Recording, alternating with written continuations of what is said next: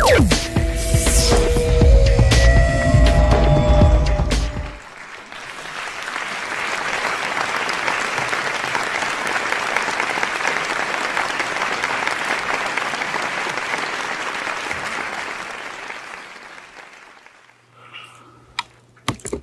a year ago, I was at the dentist getting my teeth cleaned by a wonderful dental assistant named Maria. She was in her 50s, she was from Mexico, and she was highly inquisitive. She was asking me all kinds of questions about my family and where I lived. And then she asked me what I did for a living. And I told her that I was a healing facilitator. And then her eyes perked up, mainly in curiosity. But then she started to tell me and open up with me about things that she's going through in her life. Some of her health concerns.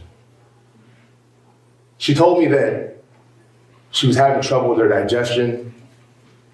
She had chronic pain in her pelvis. And that her body and her joints just hurt everywhere. And that she was just tired. I then asked her, tell me about your childhood. What was it like for you to grow up? Then she said to me, childhood? I never had one. Since the age of 7, she was working in the fields with her parents just to put food on the table. And she had never stopped since then. And her life was just taking a toll. And then she asked me, is there any remedies or modalities or anything that I could help her alleviate her symptoms? And I said, yeah, there's something you can do. You need to go tell that 7-year-old girl that you love her. And you need to give her the love now that she wasn't able to get then.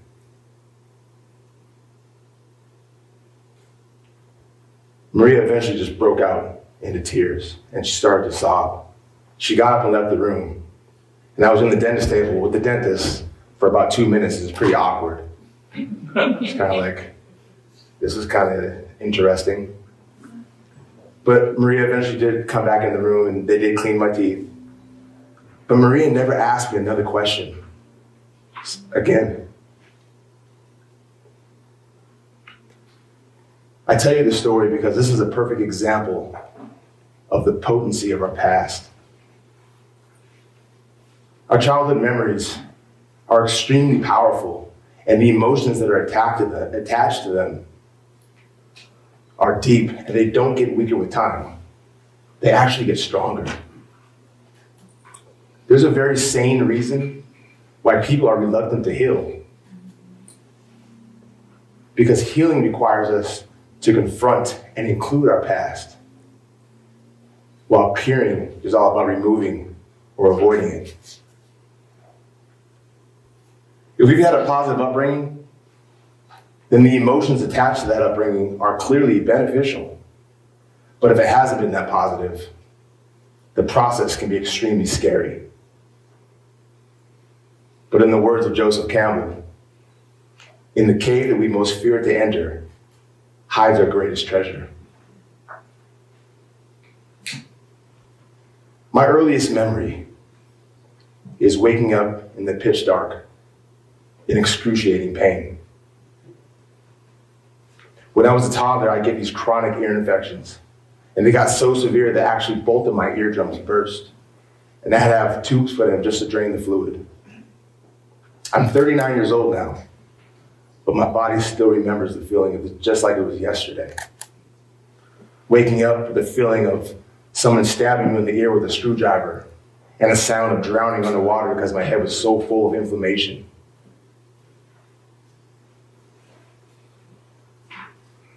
These were really tough memories for a toddler.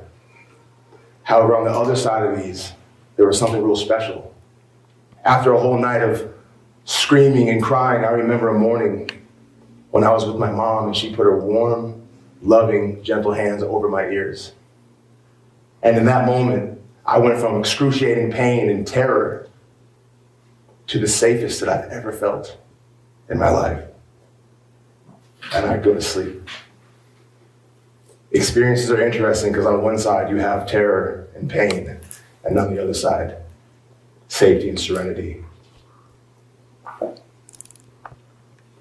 A few years later, I'd experienced another kind of pain, but this one was different. This one was less physical. When I was 9 years old, my dad went to prison. And I moved from Washington State down to the deep South, Alabama. And up until that point, I had never questioned the color of my skin or what that even meant or why that was even relevant. My dad was black, my mom was white, and I was both of them. And it worked, and I'm proof. But when I moved to Alabama, there were some things that I noticed. They were a little different from where I moved from. And one of the things was that there weren't too many light chocolate kids like myself. The other thing was I didn't see many black and white kids mingling together socially. Yeah, sure, like at PE class or after school football, but at lunchtime and in between classes, I didn't see any social mingling, which was interesting. But hey, I was 9 years old, I was in 4th grade, whatever, let's start the show. And on the first day of school, I was standing in the bus line at the end of the day, ready to go on the bus. And I started talking to this older black kid that was next to me. I don't remember what I said, I was just jibber jabbering. But I do remember him punching me in the face. This was the first time I ever been punched by a fist, and I remember crying, and I ran off to the principal who was out in the yard with us. And I told him, I was like, hey, this kid punched me in the face, and I was just crying and just totally violated. And I remember the principal was looking at me, and he's like, looking at my face, he's like, you don't look like you got punched that hard. I think you need to go back to the bus line. And disappointed and frustrated, I did. That was my first day of school. 4th grade. A couple days later, I was in the bathroom just going to pee at the urinal. And another older black kid came in. And while I was peeing, he came up to me and he called me a honky. And he punched me in the face. But this time, I didn't tell anybody. I didn't tell my teacher. I definitely wasn't going to tell the principal. I didn't tell my mom. Just kept it all inside. And I internalized it. And like any person trying to make the best sense of their life experience, the sense that I could come up with was that it was my fault that my dad was in prison. And that's why people that were his color were calling me names and punching me in the face. And what did I do? I disconnected from my own blackness. I disconnected from that side of my own identity. And this was the beginning of a cascade that I would take with me in through my adult life. A few months later, we moved up from Alabama to northern Wisconsin. And now the dynamic shifted.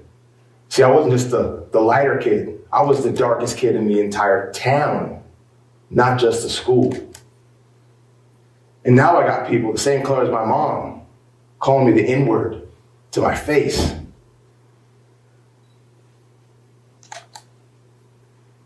And what did I do?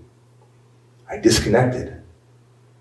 But now I disconnected from my whiteness. And it wasn't so much about the color, it was the identity that I got from both of my parents. Because I didn't know how to reconcile my life experience with these kids and socially. And I became passive. I had a serious identity crisis. I avoided people. I especially avoided standing up for myself because it seemed that every single time I got into an argument with one of my peers, it would somehow get racial. So here I am, becoming antisocial. I start developing into a young teenager. Hormones kick in. So does the anger, so does the confusion, so does the frustration. I'm a boy that needs attention from his dad. Dad's in prison. I have really unhealthy attention-seeking habits. And 4 years later, 7 schools later, and 4 states later, my dad finally gets out of prison. And I moved back to Washington State to be with them, and I'm so excited. I'm like, I finally get to get my life back. I get to go back to when I was 9 years old, and I finally get to get my life back. But the reality of it is, life wasn't the same, and I wasn't the same. I was angry, I was grown, I was aggressive, well, almost grown. And that's actually what ended me, what caused me to get into in-school suspension to stay in 8th grade. And I remember my dad was going to pick me up for school, and I was just kind of apathetic because I got in a lot of trouble, and I was like, whatever, he's just going to yell at me, it doesn't really matter. But as we were walking out to our car through the gym, my dad did something to me that I will never, ever forget to this day. He put his hand on my shoulder.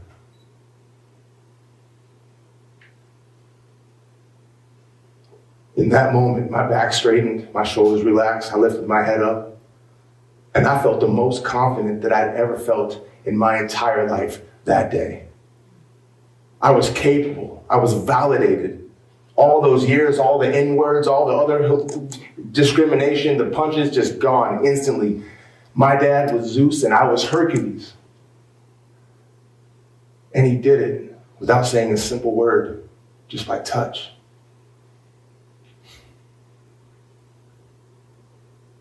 My dad died 4 years later.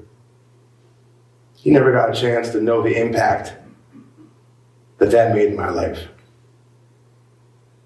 He never got a chance to see the man that I grow into today. And he never got a chance to meet my beautiful family and see the grandchildren. But every single time I put my hand on my kids' shoulders, I know how much it matters.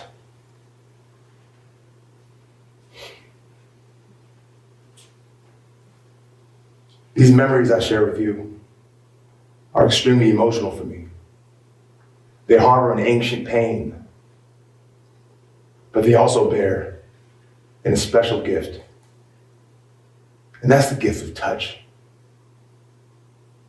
My mother used her touch to influence my young nervous system to shift from a state of fear and terror to safety and ease.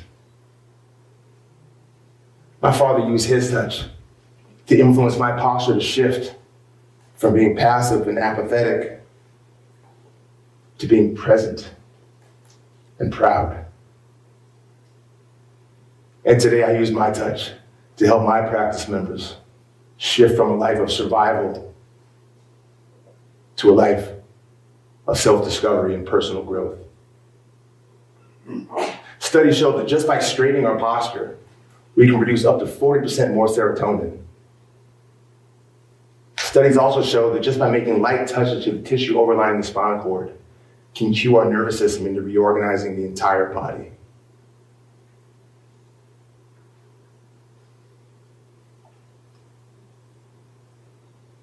I use my touch to help people heal. But healing is not about fixing anyone's problems. And it's not about making people's problems go away. Healing is about including our problems into the solution and becoming whole. And this means allowing the emotions of our past to harmonize with the human being that we are today.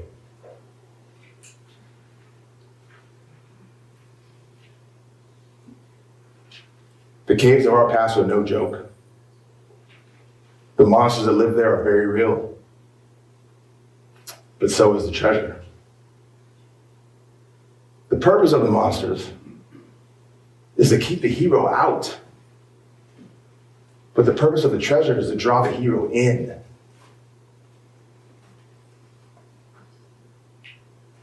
In life, we are either pushed forward by the fear of what we don't want, or we are pulled forward by the love of what we do.